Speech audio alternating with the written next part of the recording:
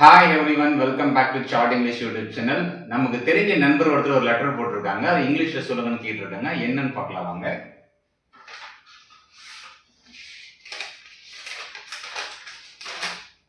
நீங்களே பாருங்க என்ன போட்டிருக்காங்க. ஒரே கல்லுல ரெண்டு மாங்காய் அப்படின்றத இங்கிலீஷ்ல எப்படி சொல்லணும்னு கேட்டிருக்காரு. ஒரே கல்லுல ரெண்டு மாங்கான்றது எப்படி இங்கிலீஷ்ல சொல்லலாம்? வாங்க நான் உங்களுக்கு சொல்லித்தரேன்.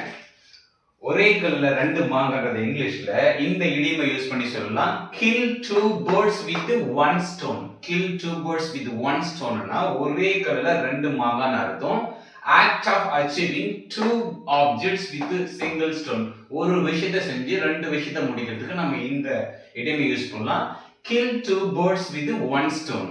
So let us discuss some examples. You can kill two birds with one stone by watching English movie. You can kill two birds by watching English movie. நீங்க இங்கிலீஷ் மூவி பார்க்கிறதுனால நீங்க என்ன பண்ணலாம், உங்களுக்கு என்டர்டெயின்மெண்ட் கிடைக்கும். அதே மாதிரி you can learn English also. எவ்வளவு தெளிவா சொல்றேன் பாத்தீங்களா? So okay, next idiom example போங்க. I go to school by bicycle. I kill two birds with one stone. I go to school by bicycle. I kill two birds with one stone. என்னடா அவன் ஸ்கூலுக்கு போற சைக்கிள்ல போறதுனால எப்பறம் ஒரே விஷயத்துல ரெண்டு விஷயம் செய்வான்னு நினைக்கிறீங்களா?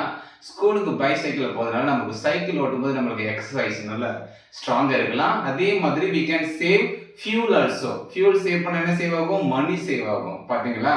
சைக்கிள்ல ஸ்கூலுக்கு போறதுனால ஃபியூலும் சேவ் ஆகும், அதே மாதிரி எக்ஸசைஸாவும் இருக்கும். ஸோ நீங்களும் ட்ரை பண்ணுங்க.